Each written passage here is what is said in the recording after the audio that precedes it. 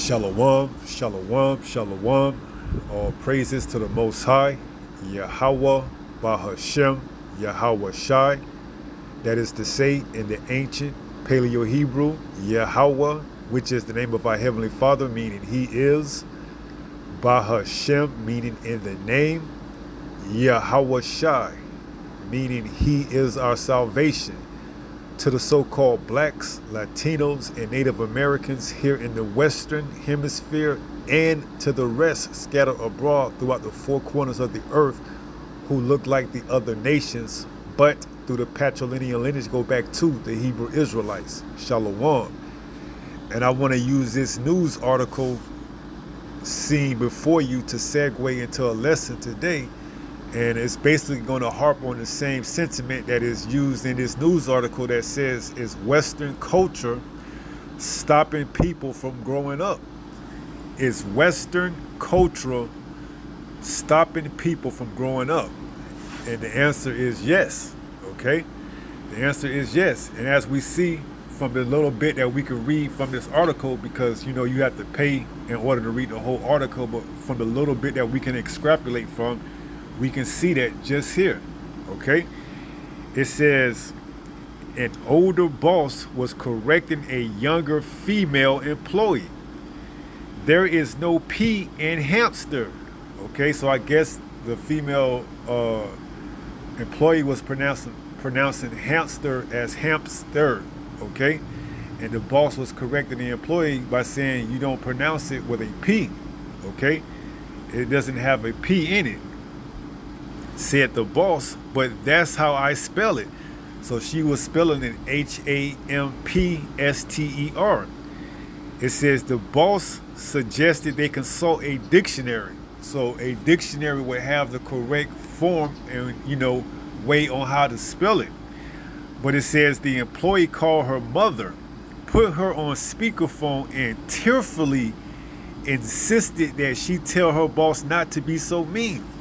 So just because her boss corrected her and spelling the word hamster, she started tearing up, you know, showing you that what? The day's youth is, you know, completely weak, okay? Whether it's a female or not, it's just the day's generation is completely weak. They can't receive, reprove, and rebuke, okay, without being emotional, all right?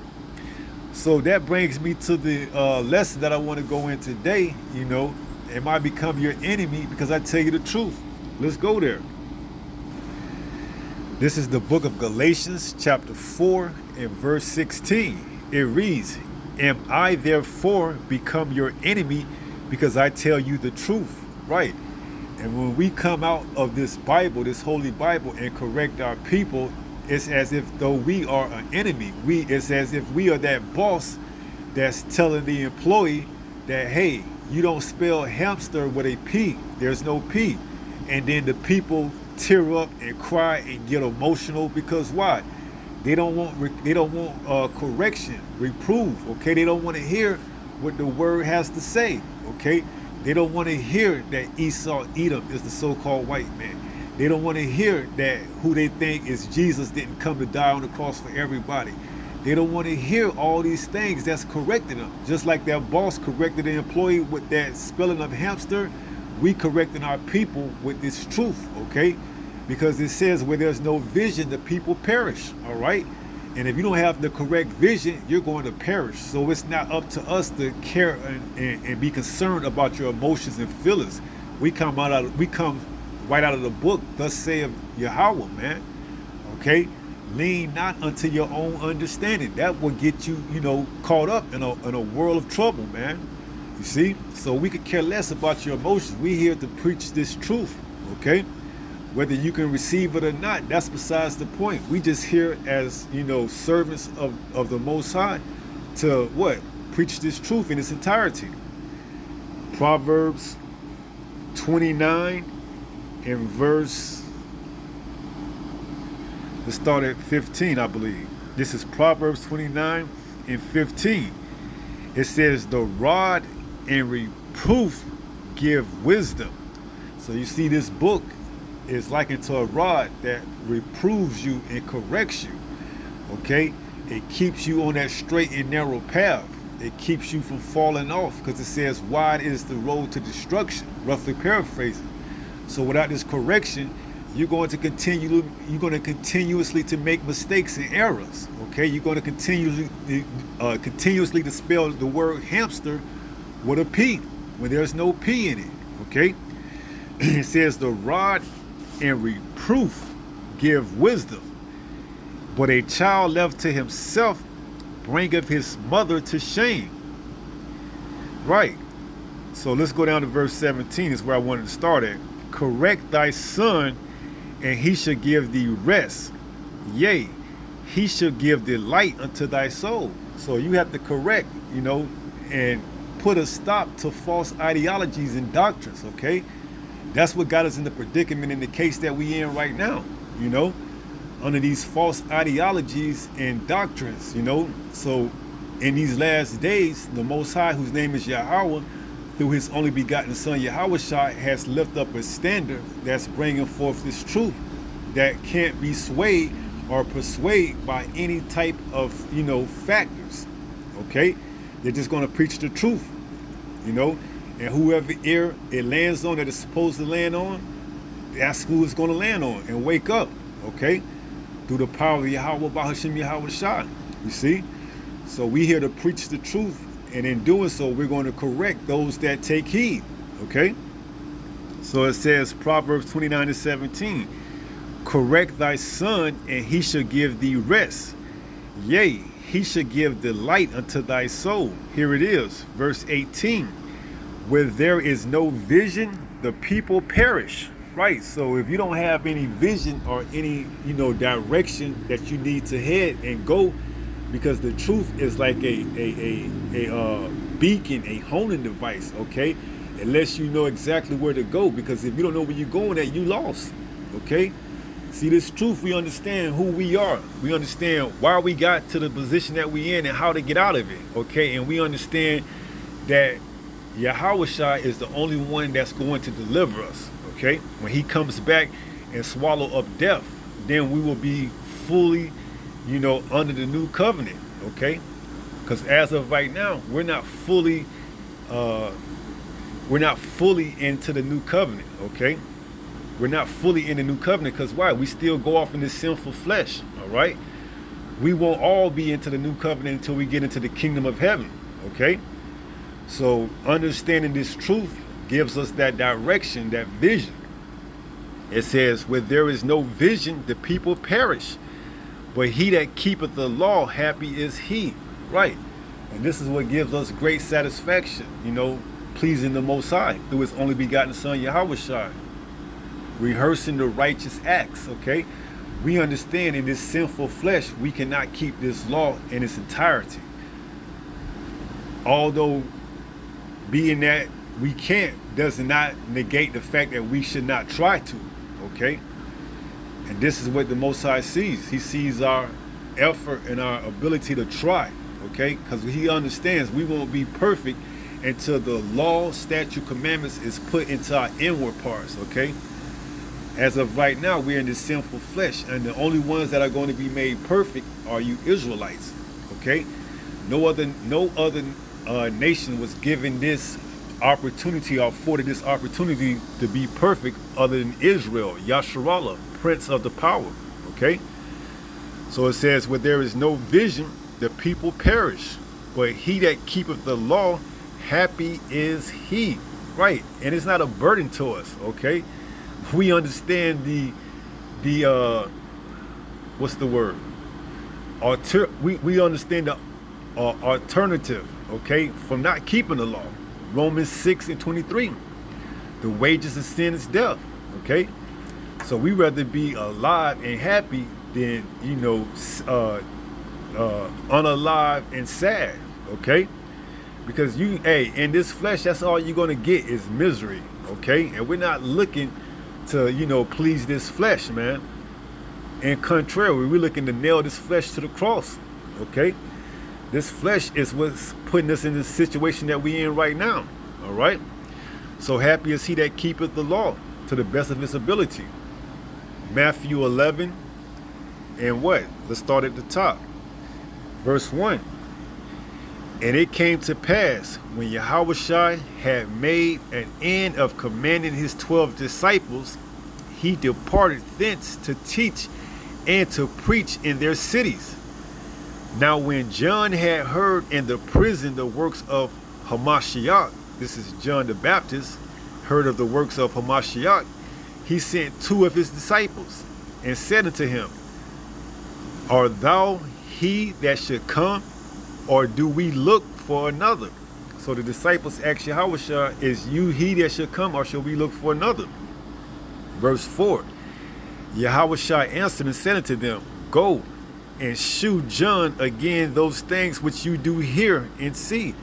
So Yahushua told Yahushua told the disciples, go and tell John those things that you hear and see, which are what? Verse 5.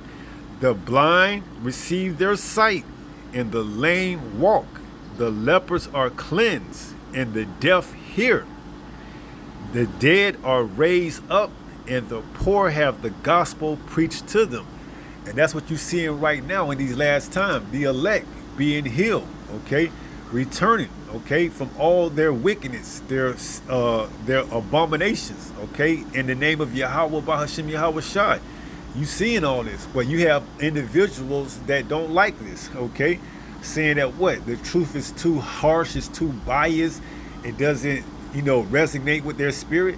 All that means is that you're not of the elect, you're not of that small remnant, okay? It doesn't mean that this truth isn't accurate and correct. It just means that you have been what? Made blind of it, okay? So it says, verse 5, the blind receive their sight, and the lame walk. Right. We were all considered in the spirit lame, blind, deaf, poor. But once we got this truth, it gave us that this truth was like living water. It gave us life. It woke us up. We became healed. Okay? Understanding this full truth in its entirety. It says, and the poor have the gospel preached to them. Right. These are all the elect, man, being healed and sealed with this truth. Okay? Which is why you seeing things happen in the, frequency and rate that they're happening in. We get ready to get delivered and saved out of this nightmare, man. All praises to Yahweh, Bahashem Yahweh Shai. Here it is, verse 6. And blessed is he whosoever shall not be offended in me. Right. So blessed is he that is not offended in Yahushua, who calls on Yahushua. First of all, don't want to use any other name outside of Yahushua, okay? Because it says, blessed is he whosoever shall not be offended in me. If you offended in Yahushua, what are you going to do? Look to call on another name? Christ, Jesus, any other name, Yahusha, Yeshaya. But it says, blessed is he whosoever shall not be offended in me. Right. Because now they're seeing Yahushua comes with the full doctrine for the most part, and they don't want to be associated or, tied to the name of Yahushua. Because why? In the eyes of the mass, the public, it's as though Yahushua teaches hate. Yahushua doesn't teach love. Yahushua is an austere man. These are all things that's familiar to the characteristics of Yahushua. He was an austere man, okay? He wasn't a talk nice and gentle and soft and peaceful. No, man. He was an austere man. He talked as if many waters, okay? He had a stern voice, okay? So it says, and blessed is he whosoever shall not be offended in me. So is Western culture. What was the article? Let's go there. Is Western culture stopping people from growing up? Yes. It's making them, soft. It's making them continuously be in that childlike stage, man, where they can't receive, where they cannot receive reprove, man. Okay. Without getting emotional, okay? That's part of the Western culture, man, is to keep you in that emotional state when you can't receive and accept reproof, man. Because if you do, it's looked out as hate, okay? When it couldn't be farther from hate, it's actually love, man. It's actually healing, okay? But this world, especially Western culture, has deemed it hate, has deemed it harsh, has deemed it rough. That's why it says Galatians 4:16, am I therefore become your enemy because I tell you the truth? The truth is not popular, okay? The truth is contrary, is unpopular, So, hey, is Western culture stopping people from growing up? The answer is yes, okay? It's stopping them from growing up and, growing in this truth. And that's all by design, because, hey, many are called, but few are chosen, okay? Not everyone is chosen to receive this truth in its entirety. So let's go back. We are now back at Matthew 11:6, and it reads, and blessed is he whosoever shall not be offended in me. Right. So blessed is you that's not offended in the word, in its truth. The good, what the world would deem bad and ugly, but to the elect, it's all good because we understand everything in this word, man. Okay, we understand everything, all right? Some try to sugarcoat it and to dress it up and to make it fit, this Western philosophy, but you can't, because this book isn't written from a Western mind stance, okay? It's more so of an Eastern mind stance, okay? And that's why the people here in the Western Hemisphere, especially Americas, has tried so much to make this, Bible something that it actually is, okay?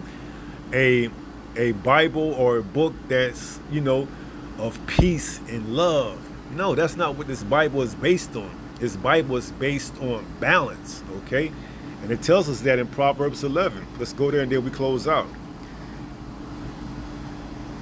Proverbs 11 in verse 1, a false balance is abomination to Yahweh. Right, so if you got everything being love and peace and kind, that's a false balance, man, and it's an abomination to Yahweh. But a just weight is his delight, right? So you have to have a just weight. You have to have good and evil, okay? That's a just weight, all right? A false balance is an abomination, man. So this truth isn't for everyone because they can't really accept it in its entirety, all right? So yes, this Western culture is stopping people from growing up, particularly in this truth, all right? So let's close out with 1 Peter 5 and verse 8. And it reads what? Be sober, be vigilant, okay? These are the things and traits that this Western society, culture don't want you to be. They want you to be emotionally charged, and not be able to make rational decisions. Because why? They don't want you, having a light or a guidance to, follow after. They want you out there making your own decisions, being your own God per se. So it says be sober, and you're not going to get any other type of sobriety outside of this truth. Be vigilant, continue to watch, okay? Especially if you're a watchman, that's your job, to watch and report. Because your adversary, the devil, as a roaring lion, walketh about seeking whom he may devour. You see it. And today's youth, today's generation is only getting worse, man. Although they got so much technology and advancements, they're not emotionally stable, man. If you can get triggered by someone correcting you on how to spell a word, you're really not going to make it when Jacob's trouble hit, man. You're really going to be, food for the taking. So it says, because your adversary, the devil, as a roaring lion, walketh about seeking whom he may devour. And the more you are emotionally charged and unstable, the easier you are to be picked off, okay? And that's exactly what he wants the people, in that childlike mentality, all right? So that was it. Pray someone was edified through this lesson. And until the next time, if it be the Lord's will, stay strong, stay in the faith. We almost home. Shalom. Peace.